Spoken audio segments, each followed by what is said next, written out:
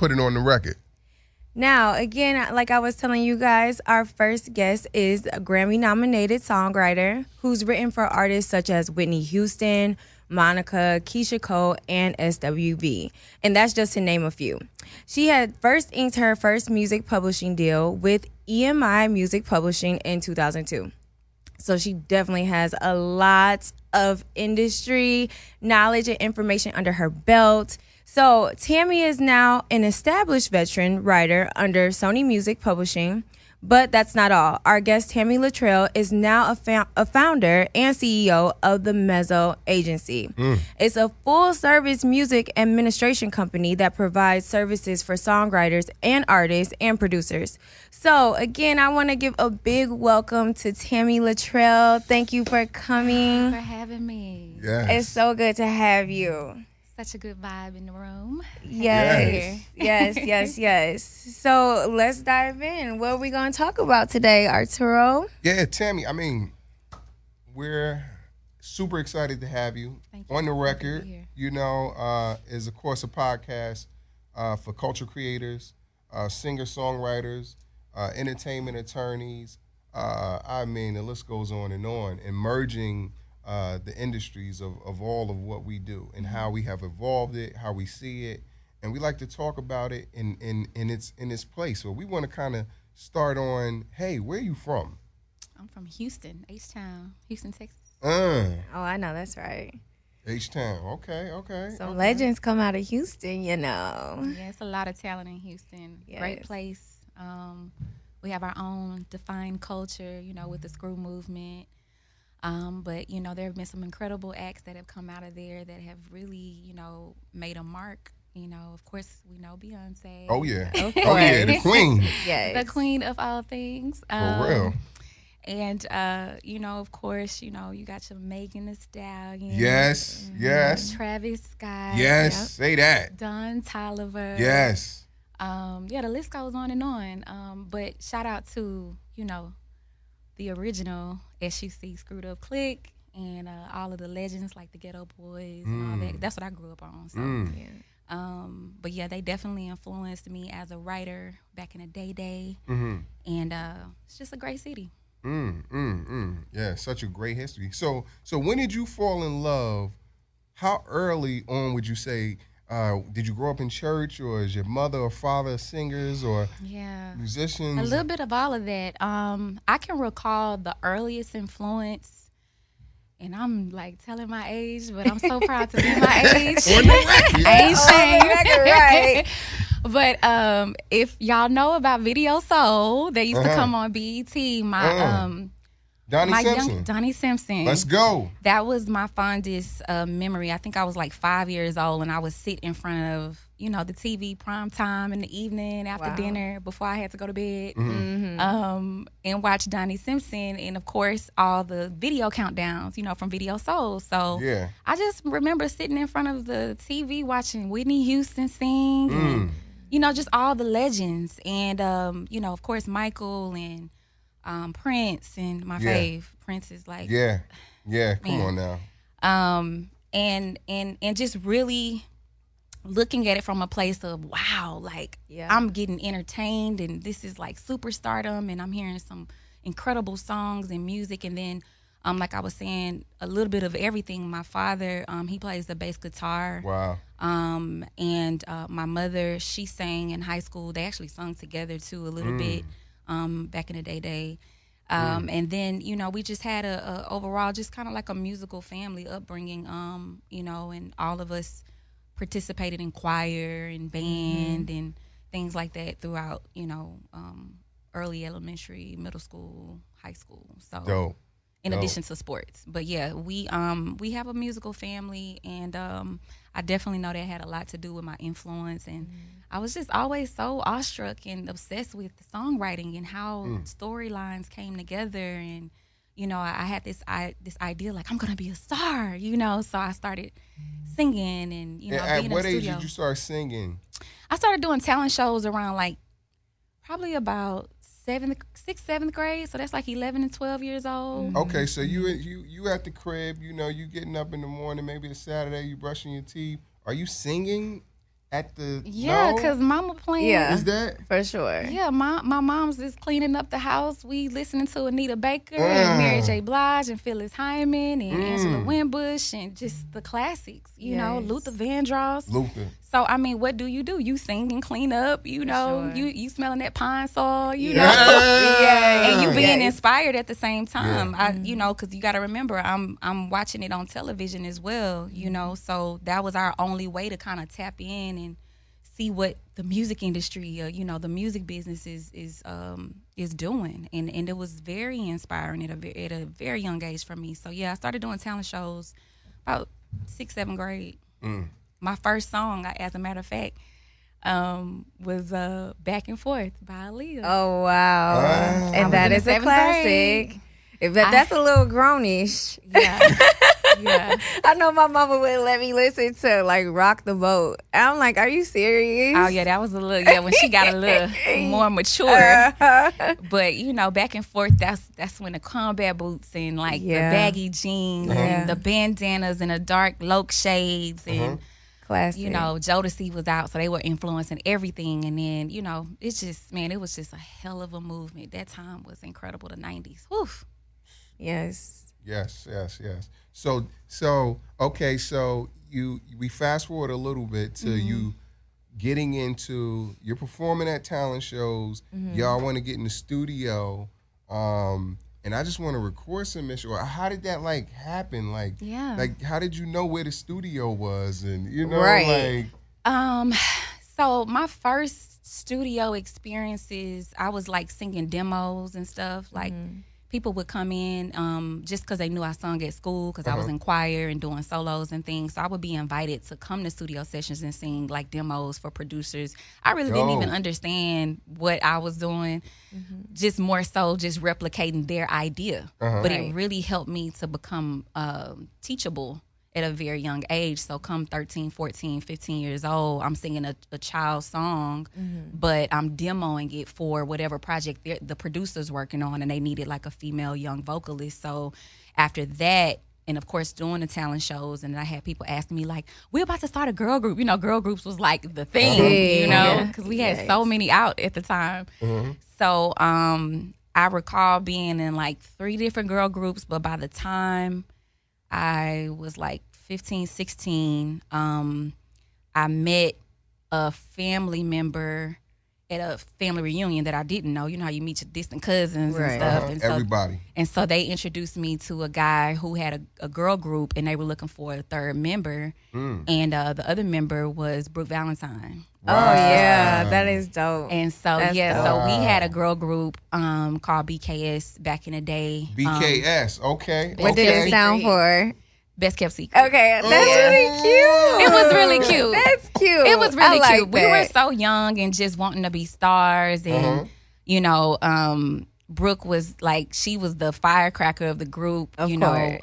She was the youngest, but she was very mature, which really helped the blend, because I was kind of like in the middle, and then Devin was a little bit older.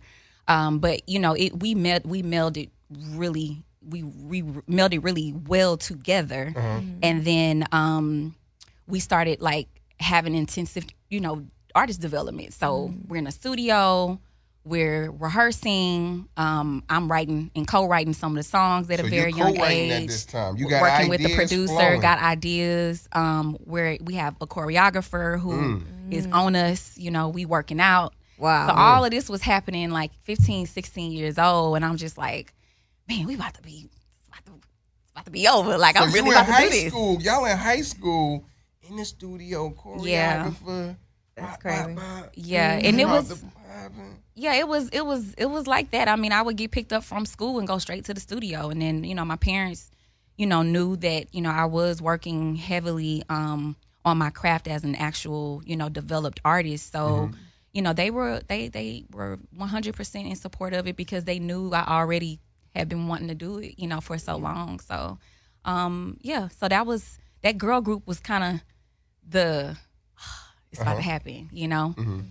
And so after that, once we finished our full album, we actually did like a tour. BET at the time had a record label called Fully Loaded. And so we were prepared to sign to that label. We had opened up for some acts and did a few like local shows and like I was saying, like a tour throughout Texas. And, you know, we just thought it was about to be on. So we worked and worked until things started shifting. And I'm the type, when I start seeing things, I'm very intuitive, and I kind of already know when it may not be what it was tapped in. Yeah, it may not be already what I want to be a part of. Oh yeah. I have a very, very strong spiritual background, so you know, I just kind of go with what I feel. I'm a Cancer, so at heart, you know, it's all about how I feel. Yes. You know, if I'm not feeling a certain way, then it definitely kind of sways decisions on whether or not I'll move forward or back out, you know.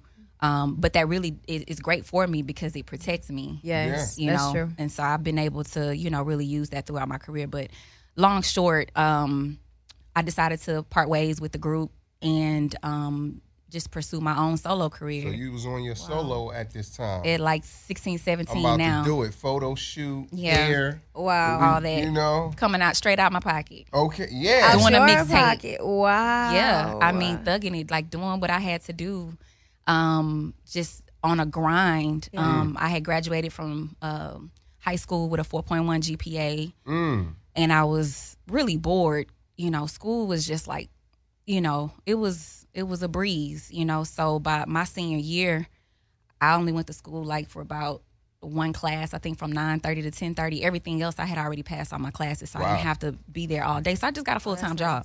Yeah. And so I took that full-time job and saved my money, you know, of course got, you know, a car and the things I needed to do to move around so I wouldn't necessarily, you know, have to bother my parents. Right. And then it got to the point where I was like, okay, graduated, time to go to college. And I'm like, what am I about to do? Am I, you know, still going to pursue my dreams as a singer, songwriter, rapper, whatever? And so I accepted a full scholarship at Texas Southern University, my alma mater. Okay. Shout out to the Amazing. Right. Okay. And so I was the one on campus like peddling around my mixtapes and like asking people to support me and taking pictures. Yeah. You know, with people who were like, yeah, like we rock with you. We seen you perform at different showcases and stuff. So, I mean, that was in 2002. 2001, 2002, because I graduated in 2000. So yeah, between that freshman and sophomore year, because I took like 6 months off to kind of figure out if I was going to stay in Houston, if I was going to travel. And so I was around my mixtapes, you know, pushing around my mixtapes and just really trying to get on, you know, kind of being that college artist. You know how when you're on college campus and you see those indie artists, they just like really promoting and trying to. So that was me. And then my mom called me. And then how was your songwriting start? This is the your story. pen I is wanted growing. to know how, that transitions. Like, but I don't want to jump too far ahead yet. So okay. No, we're right there. Okay. That's why I had to pause because I'm like, and then. Yes. So my freshman year, second semester, I'm in my dorm on campus. We had these apartments called University Courtyard. Oh, me too. Yeah. And familiar, right? Yeah. So my mom calls me. I had just got in from class, and she's like, hey, what you doing? I was like, you know, just walking in. What's up, Mom? She was like, I need you to sit down right quick. And I'm thinking, like, somebody passed. Like, I'm thinking this is about to be some bad news. She was like, you in front of your radio? I was like, yeah. She said, put it on Magic 102. Whitney Houston on the radio singing your song. What? Oh, that just gave me chills. Hold on. Oh, my gosh. Hold on. Wow. Yeah, so what I forgot to mention, because that's just how much of a blur it was, when I pursued my solo career, I did a small stint by signing with the indie label for like literally 6 months. I wasn't even there long, so it's kind of So fly you by had night. your first contract. That's your first contract. That was my first you recording got an contract. attorney. You have an entertainment attorney. Or you have a friend of the family. Like, how There does you that go. work? You That's knew how- this? This yeah. is a friend of the family. This was like First contract. as How a much solo was it artist. for? I ain't getting no advance, no money up front. Okay. And It's I okay. only signed to keep it all the way 100. Uh-huh. I only signed because one of he was like a big bro of mine. His name was Endo. He was signed with them already. And he and I would do co-writing together. So if he needed a hook on one of his raps, Right. then I would come in and sing the hook. And so I really believed in what he had going on, and he was very like just intelligent with how he crafted his raps, and he still had like a little R&B vibe, so he would kind of rap with melody too before that became a thing. And so he taught me a lot. I learned a lot as far as like structure, just on a basic level, of crafting songs that I just kind of implemented what I learned when I was in the girl group, but then he kind of helped me get to another level because of wordplay. That's why I really vibe with rappers so much, because, a love song, you can like really tell the story all crafty and beautiful, but as a lyricist, rapping, to me, what stands out is your cleverness, and how the wordplay is. So anyway, I learned that from him, and I was just like, well, you signing with them? Shoot, I'm going to sign with them too, because they were interested, because they heard me singing. Send over the paperwork. Right. So we signed the paperwork, but like literally within 6 months, I was like, this ain't it. This ain't it. On to the next. Time to cut it. I'm still on campus promoting my stuff. Yeah. Okay. I'm in the studio collaborating with producers, working on a project. At that time, while I was there, I was working with a producer by the name of Jerry Muhammad. He taught me so much about, he was like another big brother that taught me about just life and gave me a lot of wisdom, because he was with, he's with NOI, Nation of Islam. So it really helped me get grounded in like my health and what I ate, because they're very disciplined. And not only that, he was an excellent producer as well and writer. So I started, contributing and learning, and that's how I started working on my own solo project. So when I left the label, because I didn't feel like they really understood the direction that I was going, and it was just certain things that I just wasn't rocking with. In times I didn't feel safe, and I mean not safe from a place of like something about to happen, but more so like just being a young woman at that age, and you're in an environment around a lot of men. Right. You have to really, really be careful with, how you're treated and how you're respected. And I was very vocal, and I always have been taught to stand up for myself. I come from a family of entrepreneurs, and in a family that knows how to move in corporate, so I was taught how to be intellectual and speak up for yourself at a very young age, and how to be emotionally intelligent, even though I didn't even know what that was at the time. But that seemed to be an issue. And so, whenever you feel like you're not being heard, you don't feel safe. Right. So I parted ways, but they continued to shop my music, because I did sign my artist agreement that I, wanted to terminate the deal. The thing is, when Whitney heard the song a year later, my freshman year, she was going through a lot of controversy, issues with her weight, and, issues with her and Bobby at the time. Okay. It was just like just under a lot of scrutiny, like most celebs are who are extremely talented. You know, the microscope is on you. Right. And so she felt a lot of my lyrics and was like, I want that song, And so she had to hear this song. Yeah, they were shopping it to her. They were in Miami, according to what I was told. Okay. I don't really know all the details, because, of course, I'm finding out everything after the fact, right? Okay. But according to someone who told me everything, they were in the studio, and she was going through, just all kinds of songs, and the CEO of the company at the time actually heard the song. Played the song for her, and she liked it, because it's called What You Looking At. And it was a song that I wrote, from just hanging out, being in the clubs, and just having girls eyeing me and my man at the time. And I was just like, what you looking at? Tell me what you looking at, So I wrote the song from like that standpoint, because it was like a club up-tempo banger, and I love dancing and performing and stuff. So I was like, oh, this will be great for choreography, and, it's a little sassy and stuff like that. So she felt it, that was something she resonated with. She connected with it, and she literally line for line, melody, harmony, everything kept the same. Hold on. Everything. She changed like 2 or 3 words just to put her and Bobby's name in the song. Wow. So she Whitney Houston hears your song. It's already a full song. She needs the track now. So who's calling you? Like your manager? Nobody called me. Bob Davis. And that's why I didn't find out until after the fact. But see, the reason why this is so significant is because even though I signed off my artist rights, I still composed the song as a songwriter. That's a totally different copyright. Yeah. Exactly. And I had already sent in my paperwork with the Library of Congress and copyrighted all of my songs. That's right. So what that means is, regardless of whether or not I'm an artist on your label, I still own the composition of the lyrics that I co-wrote or co-produced rather with the producer. He did the music, I did the lyrics. Right. So what that means is I own that right, and they can't legally release the song without getting my permission.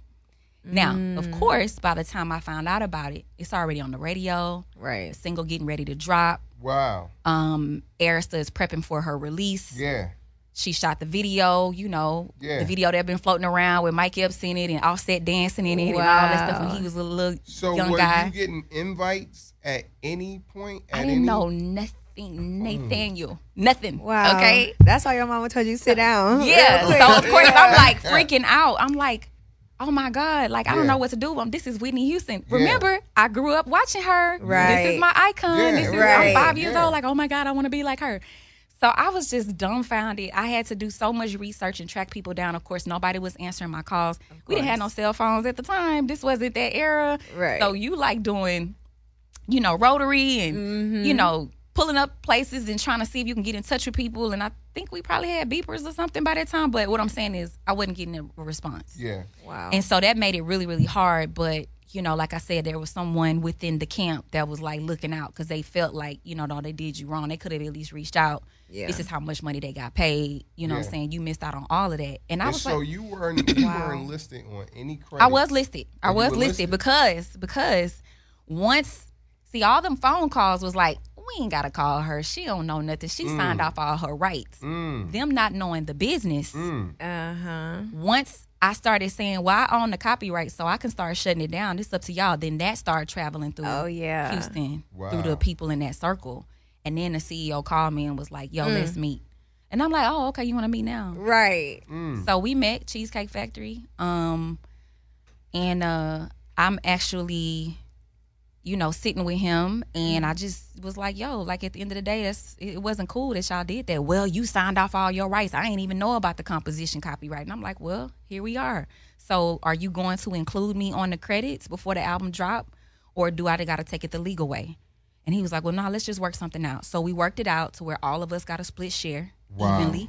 And then I got my credit. He put me on the phone with the people at Arista because, of course, they like, who is this little girl? We don't know her. For her rights. Yep. And little girl fighting for her rights. Yeah. Wow. And hold on. This is like... It's getting real juicy. But before we dive into that, I think we need to take a quick commercial break really quickly. Yes. Because we got to unpack this. Yeah. Because a lot of artists don't even know that they have to do this to protect themselves. That's why a lot of people are fighting for their agency now. But, okay, we'll take a short break, and then we'll be back with On the Record. On the Record.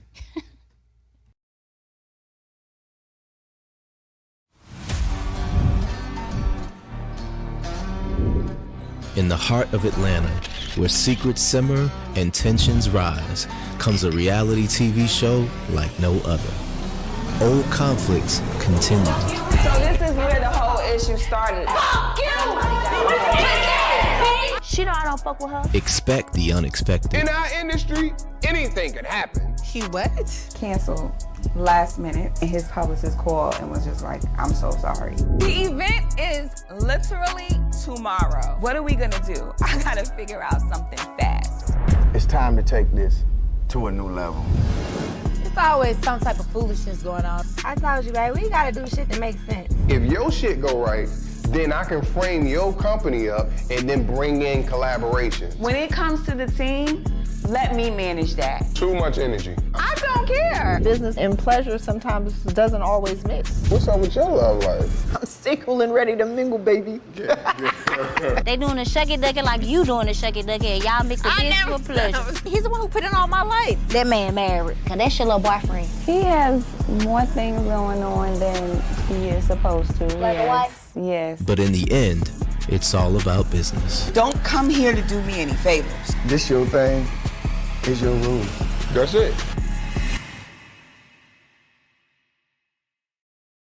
Yo, what's up? It's Arturo. We're back on the record. I'm here with my beautiful co-host, Rashida Nicole. Yes. Yeah. So let's go ahead and dive in again with Miss. Yeah. Wait, I wanted to call her by her by your what was it called, the your group name, and I know this is gonna it BSK? was like Best Kept Secret. Best Kept Secret. I was trying to be cute and do a little banter. I'm sorry. It's all right. With Miss Best Kept Secret herself. So we were talking about how you knew how to fight for your rights and stuff like that, and send your composing rights to, what was it? The Library of Congress. The Library of Congress, and to do all that. But most copyright. Yes, but most people don't know how to do that, or are even aware that they should be doing that. Oftentimes artists today are fighting for their copyrights, artists like singers, songwriters, everybody, because they don't know, and they're so excited to sign deals that they just jump in blindly and not knowing what rights that they actually do have as artists to protect them. So how do you feel about all of that? I mean, look, these stories about songs being infringed on and being released without people's permission and being released without giving people their proper credit, this has been an ongoing issue. This was happening back then as well. Right. You know, we just obviously didn't have the blog spaces that we have now in social media, which means that, you know, the press would travel a lot faster now compared to back in the day. So I grew up paying attention to what was going on back in the day, you know, and just being in the circles of industry people in Houston and just hearing about crazy stories, in addition to, you know, having a mother who was so on top of paperwork because she worked at Enron, which was like the biggest oil and gas company, you know, in the country. Yeah. And observing how she handled herself when it came down to paperwork, to my grandpa, you know, owning his own insurance agency, more paperwork, you know. My grandmother, you know, being she had a full-time job working at the post office, but also she baked cakes on the side, paperwork, you know, having to get things established and check out orders. And my other grandmother who owned a real estate agency, you know. So these are the pioneers that I was around and raised around. So you know? This was in you. That was in me. You that know? was so in you me. standing like, up for yourself in the studio, seeing all of this. How does that? I mean, how does that make you feel? Because in this climate, of course, we got the Diddy situation. Of course, you know, we paused out on Diddy totally. Yeah, completely. You know, I got 3 daughters. I got a beautiful mother. You know, I got nieces and, you know, I mean, friends. And, I mean, come on, list goes on and on. Yeah. I would never condone a man putting his hands on a woman and kicking her head like a volleyball basket. What is that? That's crazy.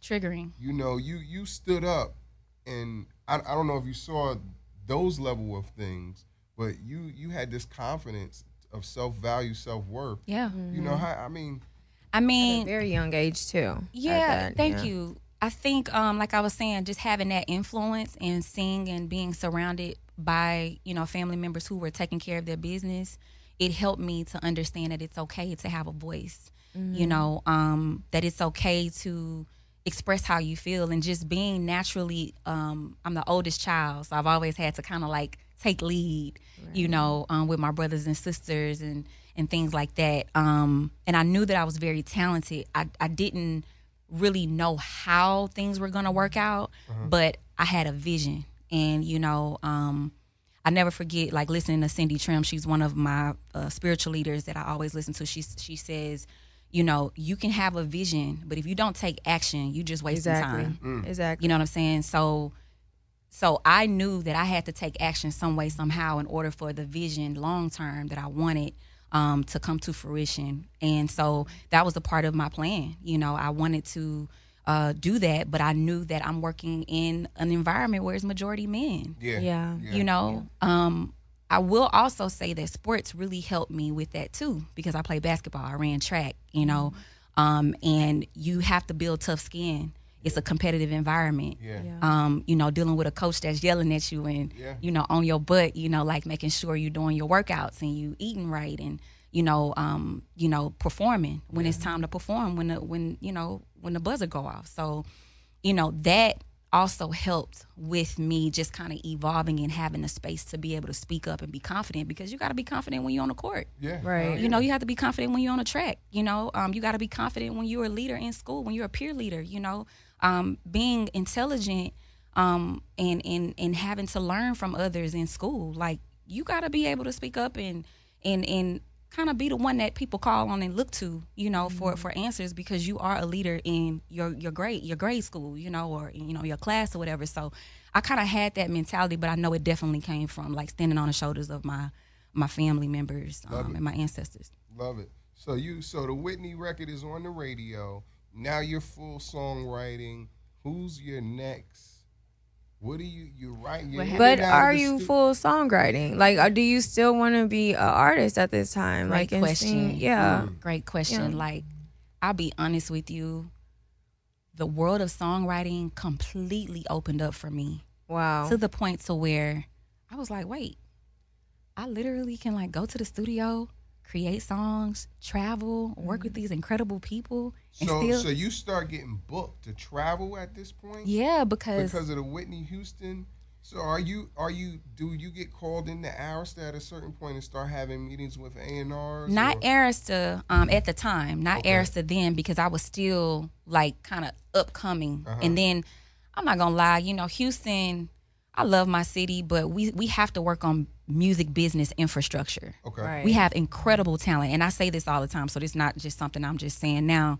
But the issue that lies within the city was that there was no music business infrastructure. So yeah, you had your, you know, of course, your Jay Prince, and later we had the Music Worlds and things like that. But you know, there was no administration office. There was not many record labels, and if they were record labels, these were, you know, your mom and pop labels that were doing whatever they needed to do to make sure that their artists got on the radio, the local stations there. So not to discredit anything that they did, but at the same time, later on, you start hearing the stories about how this person got messed up off their deal because the contract wasn't right, and then we didn't have a lot of music attorneys and things like that. So you're in an ecosystem that's still growing, which means there's a lot of mistakes that are going to be made at no fault to anybody. Right. It just is what it is. When you don't have a foundation set, then nobody really knows how to navigate it properly. They're just going to different cities and coming back trying to do it in our city. Yeah. And so you start traveling, and how does that evolve? Yeah. Now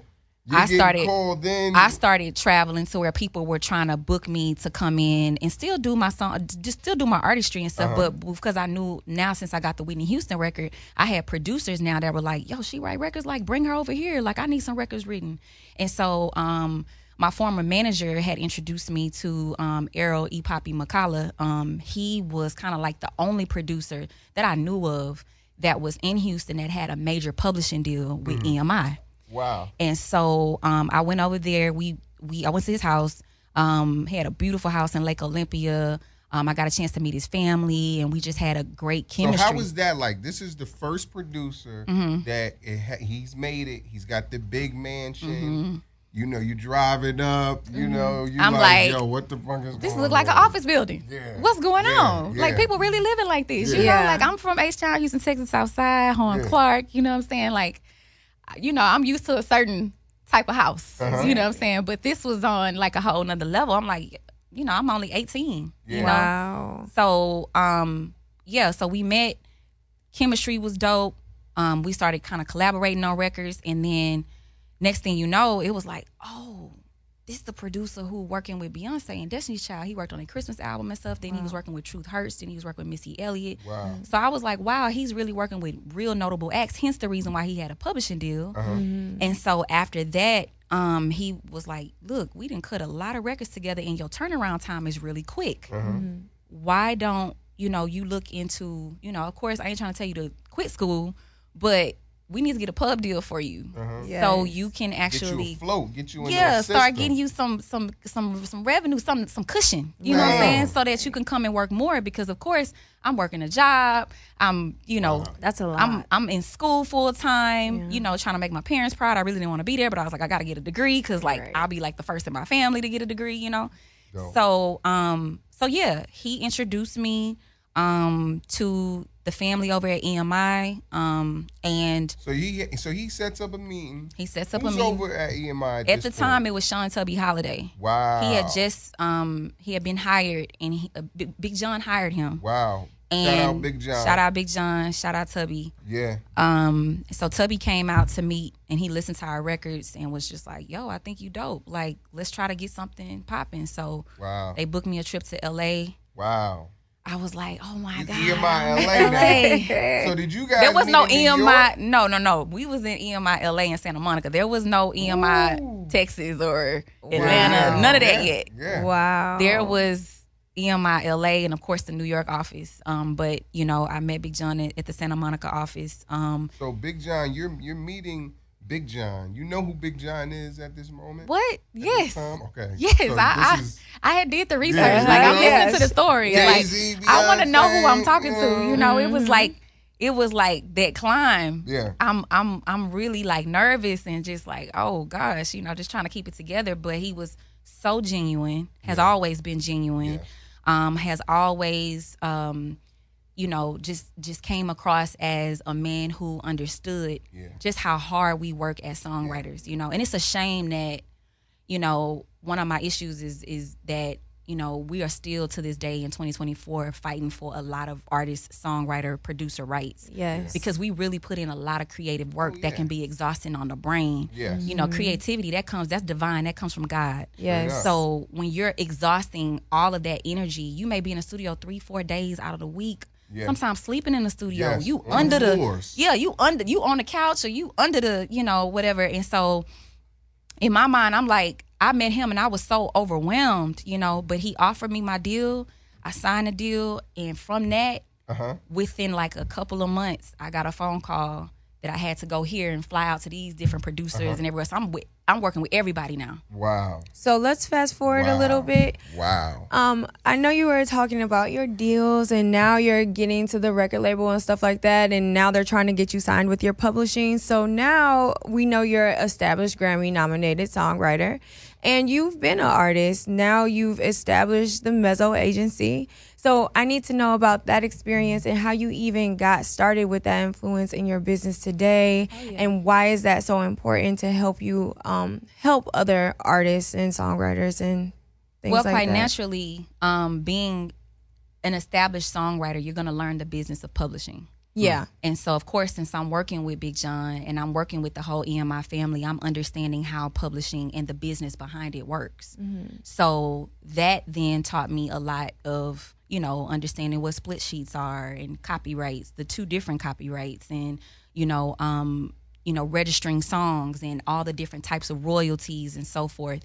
And then I started realizing that not only was I able to be creative and relax, like I was saying, as a songwriter, I didn't have to be an artist no more. I'm traveling and working with everybody. I'm not having to perform and do rehearsal and all that stuff. I was like, man, this is the life. I get to just chill and collaborate and make money. And so then a lot of people started coming to me that were still trying to get in the business, asking questions about what I knew about the publishing game. Right. And so I started doing workshops. 2012, I started my own YouTube channel talking about, you know, split sheets, royalties, the importance of registering your songs, copyright, telling my story on YouTube before it became, you know, what it is now. Yes. And so, you know, again, intuition telling me what to do, where to go, where to start. And then that was 2012. So by the time, a lot happened in between. I then started, I got the Keisha Cole placement, wrote on Just Like You album. I wrote a song called Falling Out. And that album went platinum. I love that song. And it was nominated for a Grammy. So that's what gave me the opportunity to say, oh, I've written on Grammy-nominated albums. You know? Yes. And then from there was SWV and all that. So I'm working, but I'm also teaching and doing workshops and all this stuff in between. And so that really, really helped kind of establish like, oh, I really like doing this. I love consulting with people. I love educating people. I'm really passionate about what I do. And I would love to be able to help contribute to a new ecosystem of songwriters and producers. This is how I envisioned it. Being able to say, I'm in the game, but I'm also educated. And I have foundation, so I'm not going to get messed over. So you guys signed Sukihana. You guys Recently, we just signed her. Yeah, Okay. you threw me off. I was like, "What?" Yeah. I'm like, "Where we at?" The Mezzo agency comes in 2018. Yeah. So I actually worked in digital marketing and a lot of stuff in between 2009, 2012. 2009 all the way up until 2017. I started working at Radio 1 and just helping in content and media because I had my degree in journalism and PR and advertising. And so I did that because the music industry shut down in 2008 when the market crashed. Right. So royalties started becoming slim to none. People were trying to figure out with this whole Napster thing, like how we were going to get paid. Right. So in addition to my workshops in 2012, I'm talking about all the stuff that's going on with songwriters not getting paid anymore. And that's when I got a full-time job to support myself, support my family. And within 9 years of working for them and learning how to run a business, shout out to corporate America, it will teach you how to run a business. That is true. Then I left corporate America. Shout out to my Radio 1 I1 family. And then I decided that I wanted to focus on music in the music business full time. And I launched a Mezzo agency in 2018 with one client. Wow. I found him $80,000 that he didn't know he had. Wow. I was working in my bedroom, literally in my room on a computer every day, trying to figure the business out on how to find unclaimed royalties. Amazing. That is amazing. Wow. Mezzo agency. Wow. So, okay, and then LaTrell just jumped to you signing Suki. So how did that happen? So the deal with Suki is so fresh. We are literally still in onboarding phase with her. But if we want to rewind, because I definitely believe in quality. And so including artists like her, we signed K-Camp back in 2020. Dope. And that was really what established the Mezzo agency. Okay. As a whole, because now I wasn't just working with independent songwriters and producers, but I was working with notable acts that had been on the top of the charts, and I never forget I had a conversation with Miss Shauna, his mom, and she was like, take care of my son because we love what you're doing. We see what you have done with all of your other independent producers and songwriters. And he's in a situation where, he wants to have ownership and be able to not have to deal with all the major publishers and major, labels and stuff anymore. It's time's up for that. You can now be independent and own everything yourself. Yeah. So I took great pride in that and, developed a relationship with him. We started finding money overseas that he didn't know he had. Wow. And really developing his catalog and organizing everything. And then it just became more referrals and things just started climbing to where I'm signing artists that have produced for Drake and Nicki Minaj and they've produced for Future, WizKid, so I have so many writers and producers that I don't want to leave out. I know Sukihana is the topic right now, for sure, but I have to definitely pay homage to all those writers and producers that have really paved the way for me because we have been able to kind of disrupt the industry as an agency, meaning we will sit and do catalog audits for our clients first to assess how much money is missing and how much money we can identify that we can actually go after. That has helped pay for take care of the families. I got to interject because I got so much going through my brain about your success and your story and everything. I saw also the $25,000 grant from FUBU founder Damon John. Yeah, my mentor. Shark Tank. Yeah. I'm like, he is awesome. What? How? Yeah. So Damon, man, he is just, he's a class act. I used to, when FUBU was coming up, I was like, yo, how they merging hip hop with fashion? Like, this is crazy. Exactly. So just to be at a place now where I, was able to watch him on Shark Tank, and then, he branched off and started, his Black Entrepreneurs Day, which will be in Atlanta next year. Let's go. So I think it's later this year. But anyway, there was an opportunity to be able to apply for a grant. I'm self-funded. My company is completely funded. Like, I exhausted all my investments in this company. Wow. And I was able to, establish the company and from there be able to kind of build it out and start hiring people because the company started growing so fast. Our roster is crazy, but you need help. I couldn't do everything on my own. Exactly. So hiring staff, setting up operations, going to leadership training. I got my business certification from Goldman Sachs. All of that stuff came in. That's huge. And then I was like, I need funding. So I'm always applying for grants. I still apply for grants today. Like I applied for some grants last night. Yeah. You know, and give us the money. We want the money. Right. We'll turn it Absolutely. over for you. And then I got certified as a woman-owned small business with the SBA. Okay. And so that also helped me to kind of, you know, really be able to go after funding that'll support the company and payroll and all that type of stuff, operating expenses and stuff. So Damon came in to help us, you know, with like funding, but also TriNet contributed the $25,000 through the program, and the NAACP, they helped to orchestrate everything. And then from there, he's been my mentor ever since. Wow. I love that because you're able to do what you love but help others, and I feel like that's such a huge thing to do. Like that's one of our biggest purposes in this life is like, yes, we want to do what we love, but how can I be a service to somebody else? And the fact that you're, like you said, you're help feeding families with just finding unbounded money that they didn't even know about. Like it's amazing. A blessing. It definitely is a service. It has not been easy. I'll be honest. Like it's been really rough because, you know, again, I'm a minority-owned business, so a lot of funding is not available to us. So at times, you know, we've had to take out loans and, you know, get grants and things like that to kind of stay afloat, you know. But the whole goal, if you know the business of publishing, you getting paid quarterly. You know, you're registering and you're waiting. You're registering and you're waiting. And so a lot of that, I explain that to my clients. Look, when you sign to us, the money not finna just come tomorrow. Right. It's going to be a process, but I'm very thorough. We have an onboarding process. It takes about 6 to 7 weeks. And then from there, we're managing your catalog, notifying all the pay sources, and just really being like by the book. And so that helps us with, you know, building trust in our clients and helping them feel comfortable, because they call me directly for advice, and, you know, when they're moving around in the industry, because they know I have my background in it. So I speak both languages, from the creative side and the business side, you know. But, you know, it's been a journey and I'm grateful for it. It has taught me how to be an entrepreneur for real in real life. And it's also, you know, just helped create foundation for what other things I want to do in a business. Well, I want to tell you thank you again, Miss Tami, for taking the time to talk to us and just opening up about the business. And I think it's time for us to just engage in a nice little break. Do you want a shot, Arturo? Or you want to drink? Okay. We'll have a little shot. On the record. And Miss Tami will have. On the record. So, again. I can do a shot of water. Yeah, that's fine. That's fine.